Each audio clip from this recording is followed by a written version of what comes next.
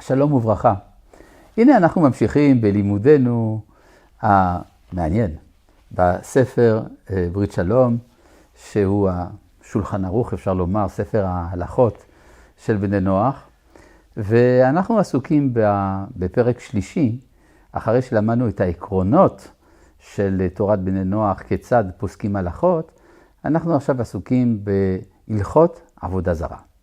עבודה זרה, האלילות, היא בעצם המאבק העיקרי של היהדות מאז ימי אברהם ועד ימינו, והדבר הזה מחייב גם את בני נוח, ואנחנו ממשיכים עכשיו בפרטי פרטים של האיסור של האלילות. הפרק נקרא באופן חיובי פרק על דעת השם. הנה אני כאן קורא, הרי אסור לעבוד עבודה זרה. מה זה לעבוד עבודה זרה? אז יש הבדל בין פעולות שמיוחדות לאותה אלוהות, לבין פעולות שהן שהן שייכות לכל עבודה שהיא. למה אני מתכוון? למשל, אם יש עבודה זרה, שכדי לעובדה צריך לרקוד, או שצריך לראות בקשת, או כל דבר כזה, כל פעולה, הפעולה הזאת היא אסורה כלפי אותה עבודה זרה. אבל אם אדם, נגיד, ירקוד לכבוד עבודה זרה, שאין דרך עבודתה ריקוד, למשל, אז הוא לא נענש על הדבר הזה.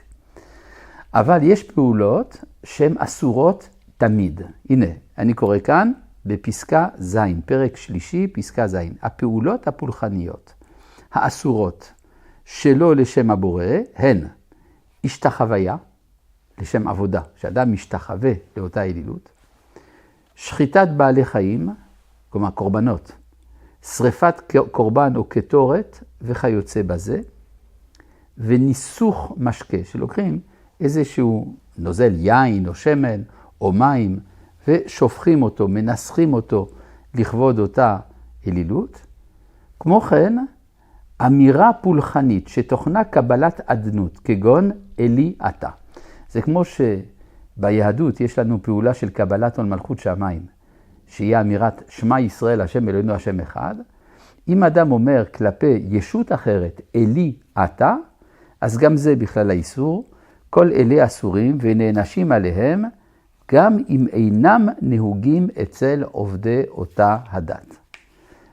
זה האיסורים העיקריים, כן, אמרנו, השתחוויה, הכתרה, שחיטה, ניסוך, וכל דבר מהסוג הזה. כמו כן, מה אם להתפלל? מלבד זאת, אסורות התפילה.